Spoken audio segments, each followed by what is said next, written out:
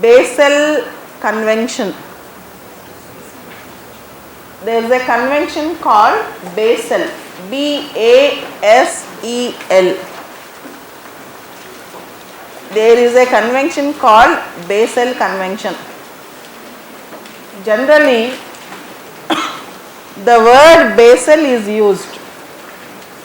Generally, the word Basel is used, and the term Basel Convention is used for banking sector. Whenever somebody uses Basel Convention, we generally imply banking sector. But there is one more Basel Convention for hazardous wastes in environment. Basel Convention on transboundary movement of hazardous waste. Any hazardous waste from one country to other country. Any hazardous waste from one country to other country should be regulated by Basel Convention. There are many signatory countries in Basel Convention. This convention is in use because recently plastic waste was also added in this convention. In Basel Convention, there was plastic waste that was added. There are 180 governments agreed on plastic waste recently. With respect to Basel Convention, 180 countries agreed except USA. And now there are many regulations on plastic waste. When you want to transfer plastic waste from one country to other country. Dumping of plastic waste in the oceans is a big problem in the world because marine pollution, particularly if you dump plastic waste, it affects flora and fauna inside the oceans, living depending on oceans. So for that reason, plastic waste should be controlled. As you all know, India in the last year's Environmental Day promise said that India is going to eliminate single-use plastic, to ban all single-use plastic by 2022. Like you all know, plastic cups, plastic plates, all these things, single-use plastic, use and throw plastic will be eliminated by 2022. Plastic waste have become a very big thing, notorious for contamination, environmental contamination in the world. So there are two Basel Conventions. One Basel Convention is relating to banking sector, second Basel Convention is relating to hazardous waste. Coming to other important news, Vedanta company and ONGC got drilling rights in 341 hydrocarbon wells in Tamil Nadu. They got drilling rights in 341 hydrocarbon wells in Tamil Nadu. You all know Vedanta company. Vedanta group is a very big group, particularly mining. Even the Tuticorin incident, Sterlite Copper Corporation belongs to Vedanta group. And in Orissa, few years back, there was a bauxite mining. In Orissa, Vedanta group started a mining activity called bauxite, which the people in the area, particularly tribals in the area, Dongriya Cones. In Orissa, there is a place called Niyamgiri Hills, and one tribal community called Dongriya Cones, they strongly objected Vedanta group's mining activities in Niyamgiri Hills, Orissa, Niyamgiri Hills. Coming back again, we have UNEP, United Nations Environmental Program. UNEP had its headquarters at Kenya, Nairobi. UNEP, United Nations Environmental Program, has its headquarters at Kenya, Nairobi. UNEP have recently given a report stating that India and China. India, China tops in sand mining, illegal sand mining. The countries of India and China tops in illegal sand mining. You all know the sand mafia, sand mining issues even in Andhra and Telangana. And basically India and China tops illegal sand mining according to United Nations Environmental Program report. The next important thing, UNGA. UNGA means United Nations General Assembly. UNGA, United Nations General Assembly, decided to hold an ocean conference. United Nations General Assembly decided to hold an ocean conference in 2020, Ocean Conference 2020. Venue is Lisbon, Portugal. The capital of Portugal, Lisbon. So, how to protect oceans, use oceans, innovations, all these things. See, we have certain goals by United Nations Development Program called SDG, Sustainable Development Goals. We have certain goals called Sustainable Development Goals. There are 17 goals in that. There are 17 goals. As a civil aspirant, you have to remember all the goals, that is different issue. There are 17 sustainable goals. Under 17, there is 14th goal, protecting the oceans. Oceans. So, United Nations Ocean Conference wanted to support this 14th goal, that is protecting the oceans. Just remember, protecting the oceans. Next important news is, you all know that Pakistan is in a debt trap. Pakistan's economy is not good. Pakistan is in a debt trap. Pakistan's economy is not good. Pakistan is going to get $6 billion aid from International Monetary Fund. IMF means International Monetary Fund. Pakistan to get $6 billion US for the next 3 years to meet its foreign debt obligations. To meet its foreign debt obligations from IMF. It is going to get that from International Monetary Fund.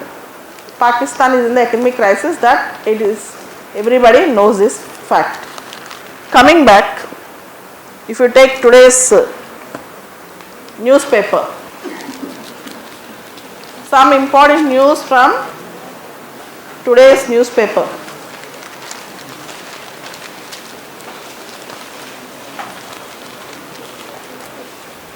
As you all know, from last 1 week, Iran, US withdrawing sanction waiver for 8 countries which are importing oil from Iran, and US imposing sanctions on Iran, all these things. India is going to decide Iran crude oil imports after polls. You all know we are in the last leg of our elections. There are 7 phases of elections. After the 7 phases, India is going to decide about Iran oil imports. From May 2nd onwards, US have lifted sanction waiver. Now if you import oil from Iran, you have to incur sanctions from America. If you purchase oil from Iran, you have to face sanctions from America. So India has to take a call on this. Already India has minimized its oil imports. A next important thing, India moots unbiased assessment of trade policies. India moots unbiased assessment of trade policies. As you all know, there was a WTO, a mini ministerial meet. It's not a ministerial meet, it was a mini meet which was being organized in New Delhi, and in that India calls for unbiased assessment of trade policies. See, when you are assessing trade policies of various countries, it should be unbiased. If you support rich countries, if you don't support poor countries, it is called bias. So what we want is unbiased assessment of trade policies. So there is a group called OECD, Organization for Economic Cooperation and Development. First of all, you should remember OECD. See, OECD will also work for betterment of world economic situation, particularly the developing countries. OECD, Organization of Economic Cooperation and Development. India is trying to support the developing countries in the WTO, asking the WTO to be unbiased towards various trade policies. So you should also read about what is OECD, Organization of Economic Cooperation and Development. Coming to page number 7. So there are no big things in page number 7. Coming to editorial page. Coming to editorial page today. Missing demand.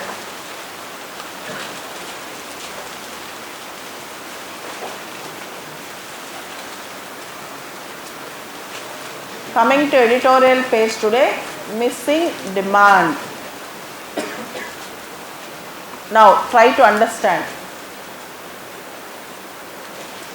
Try to understand. In markets, if demand comes down, what does it signify? See, we are all here. If we have more money in our hands, we go and purchase something even though that is not required. Sometimes beyond basic necessities, if you have money, we go and purchase. If you don't have money, we keep quiet. So in the recent past, the demand for two-wheelers, four-wheelers, automobiles have come down. See, if it is not, we may not consider it as luxurious things, but if people generally have more money, that signifies more automobile purchase. If they have less money, there won't be much automobile purchase. Almost, this shows that if demand have come down, if the purchases have come down, if the automobile industry's growth have come down, that signifies that indirectly there is no demand for that and people have less money in their hands. First of all, you should know there are three sectors in any economy: primary sector, secondary sector, tertiary sector. There are three sectors: primary, secondary, tertiary. Primary means basic agriculture, secondary means manufacturing, tertiary means service sector. Generally, in all underdeveloped and developing countries, we will see large number of people participating in agriculture sector. If you see strong developed countries, people will have less dependence on agriculture. A symptom of a developing or underdeveloped economy is more people depending on agriculture. Generally, generalized statement. A symptom of developed country is less people dependent on agriculture.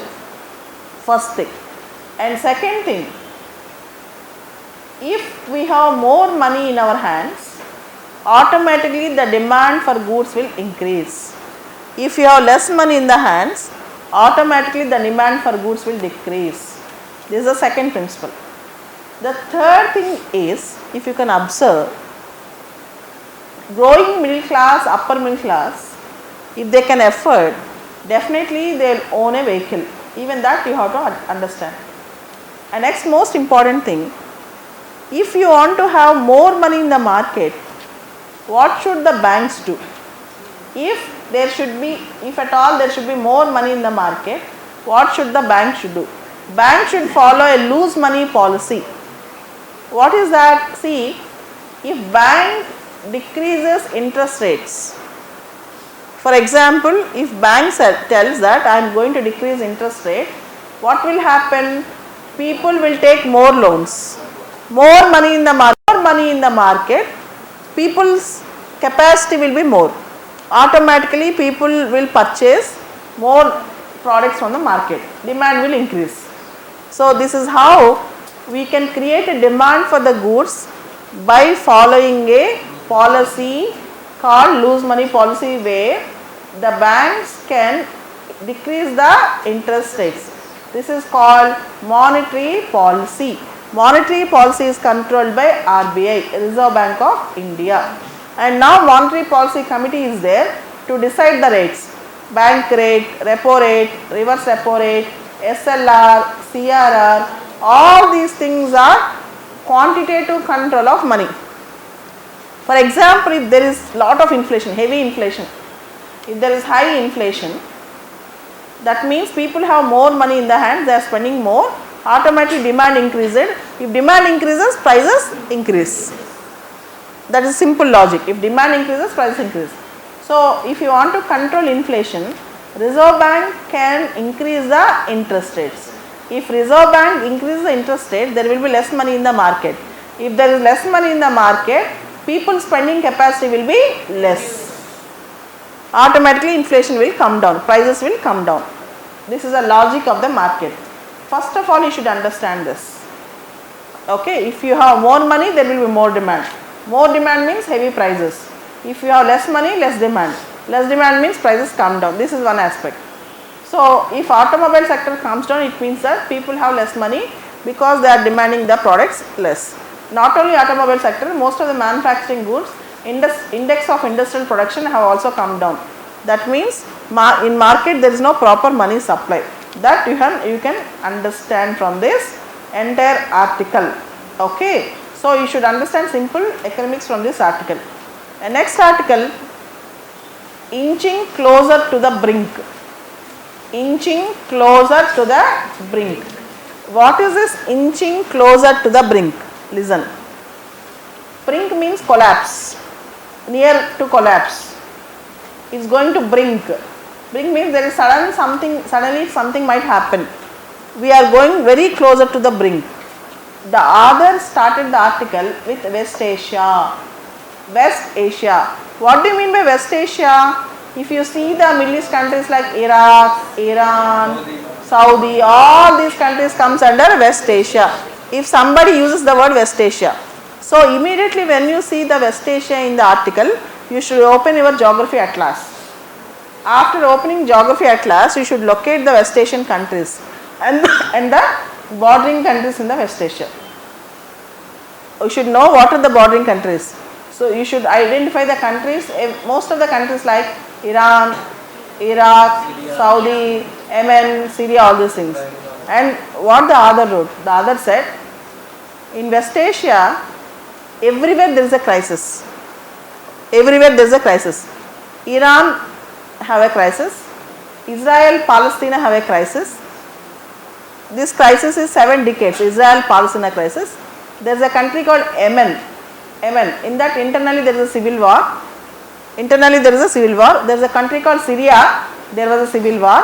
In every country almost there is some problem in the Middle East. So, the author started with this. In almost every country the author started, there was a problem in the Middle East. And the author also said, Iran said it is going to partially withdraw from JCPOA, Joint Comprehensive Plan of Action. This JCPOA was negotiated for 3 years between 2013 to 2015. It was negotiated for around 3 years and Barack Hussein Obama told that it was his achievement. It was his achievement.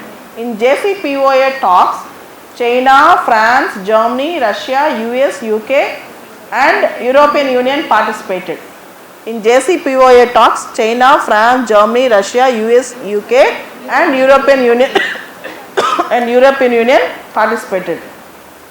And in spite of this, Donald Trump considered it as one-sided, it was helpful for Iran. So, he wanted to withdraw that and he wanted to reimposing the sanctions on those countries which are importing oil from Iran. There are 8 countries and America wanted to pressure Iran, impose maximum pressure on Iran, maximum pressure.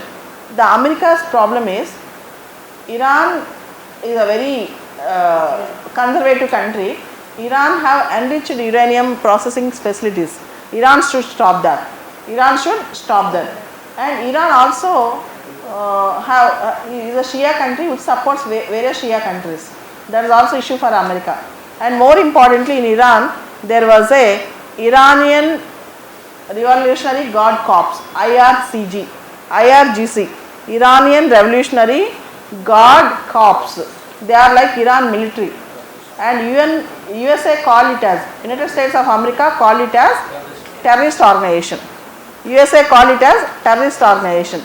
Iranian Revolutionary Guard Corps, they are very big force in Iran, they are military of Iran, and US named it as, designated it as terrorist organization. Designated Islamic, recognize it as terrorist organization. And here comes a issue called FATF, Financial Action Task Force. You should know what is this Financial Action Task Force. Financial Action Task Force means,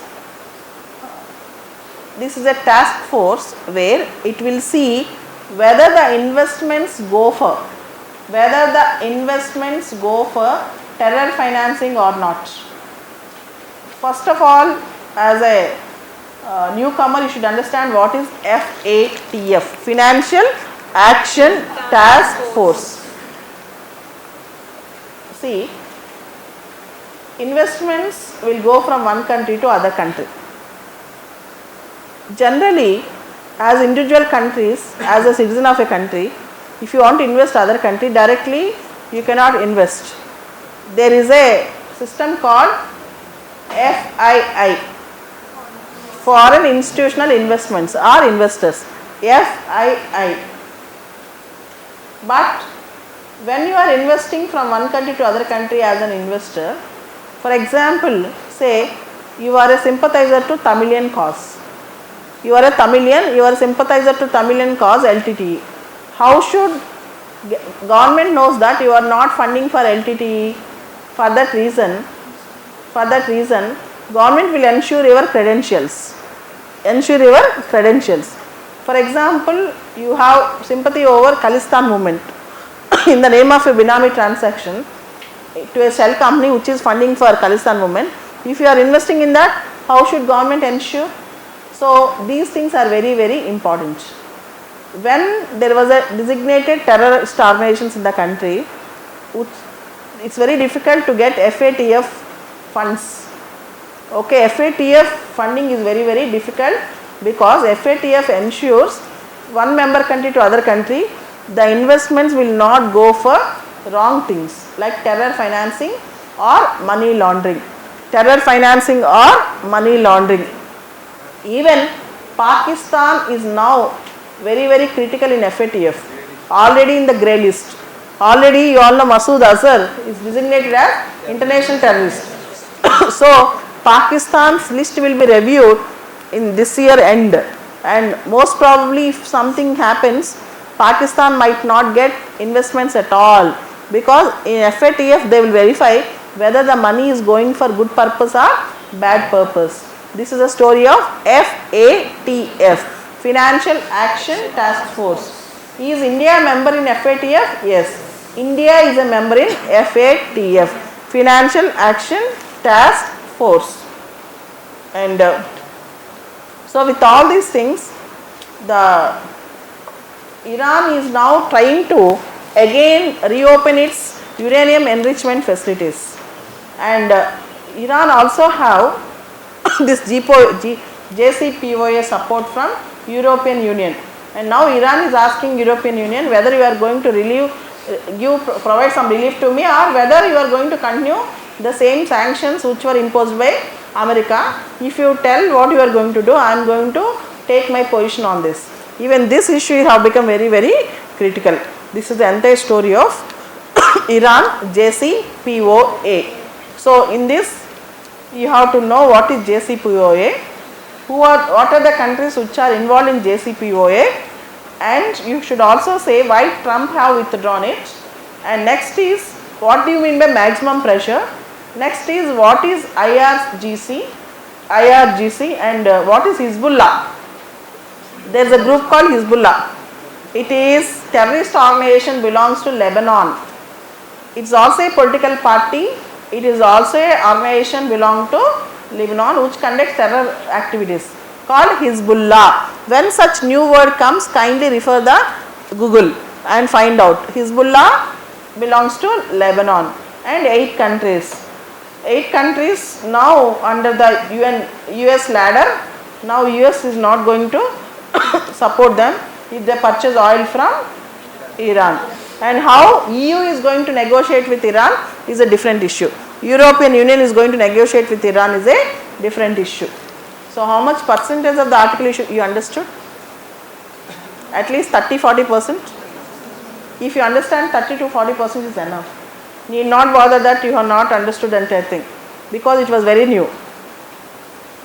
FATF almost formed in 1989. I am reading it from last 15 years. So if I read the word FATF, I can understand in a single second. But it takes time for you to understand. FATF means Financial Action Task Force. In the same way, if I see the word Hezbollah, I immediately recognize it's a Lebanon. But it takes time for you to recognize. Okay, in the same way, what is JCPOA P5+1? So all these things it takes some time. Don't worry. After going to the house again repeatedly read it 2-3 times. Then you will understand 50% of the article. Okay, it is a little complicated article. Don't worry about it. Almost I have explained. You should go thoroughly over it. Next. Miles to go. Miles to go.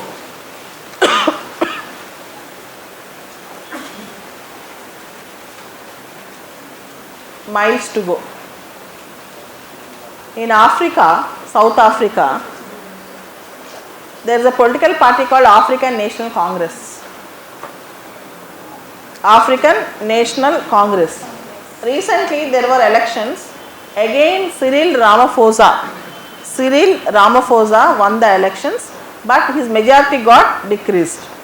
He won the elections. Earlier Jacob Zuma, now Cyril Ramaphosa. Cyril Ramaphosa is celebrating his win and peaceful transition of power from his predecessor Jacob Zuma. Everything was okay, but ANC, African National Congress, won just 58% of the vote. African National Congress won just 58% of the vote. His opposition, Democratic Alliance, won 21% of the vote. Democratic Alliance won 21% of the vote. Now the president has to work on unemployment issues because unemployment is very high and economic crisis is there, and more importantly in Africa in some certain cities you have water crisis. If you have time, kindly see Durban water crisis.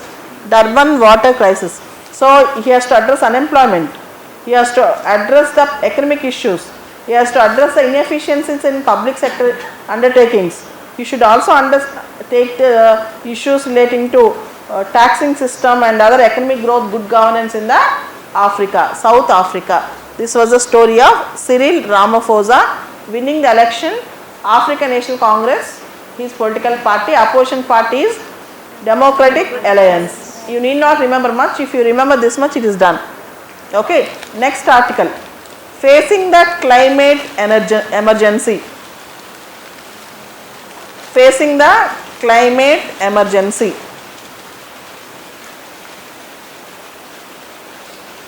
Listen. United Kingdom have become the first country to designate climate emergency as national emergency in the world. UK have become the first country to designate climate emergency as national emergency.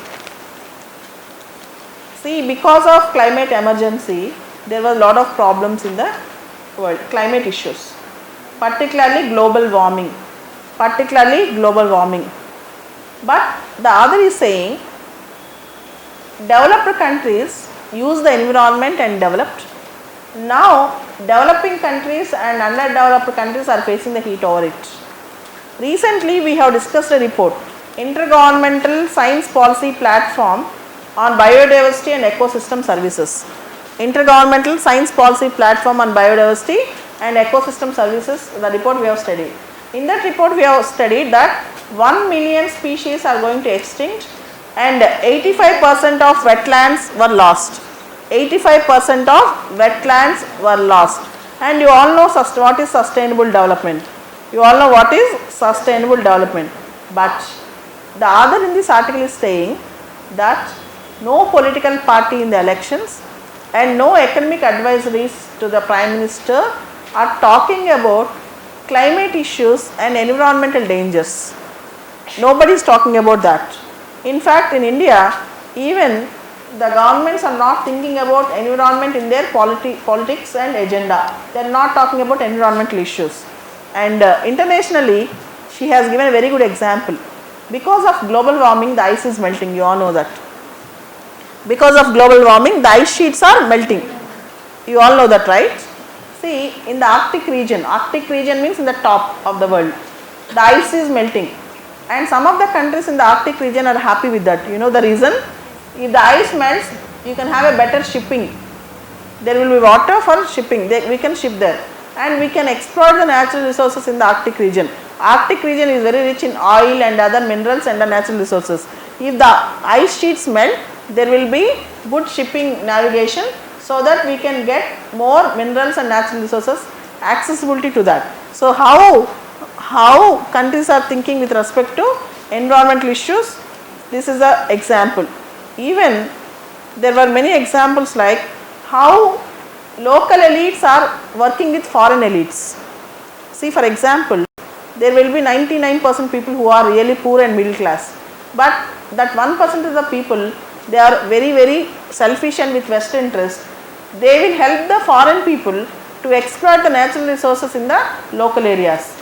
For example, if you see, I will give you a simple example. Jamindars, Jagirdars in India helped the British to exploit Indians, right? So they used to collect the taxes, take the share and give more taxes to Britishers. In the same way in Africa also, in the countries like Mozambique, the local elites are helping the foreign elites. Elites means high class, those who are intellectuals and high class. They are helping the foreign elites to exploit the country. So with lot of exploitation, what is going on? Climate effects, cutting down the forests and cultivating things, all these things. Even agriculture is affecting the global environmental prospects. You know why? You take over the forest and go for agriculture. While doing agriculture, you use artificial pesticides, synthetic fertilizers, all these things. Finally, what will happen? Soil will be contaminated. Even this is affecting.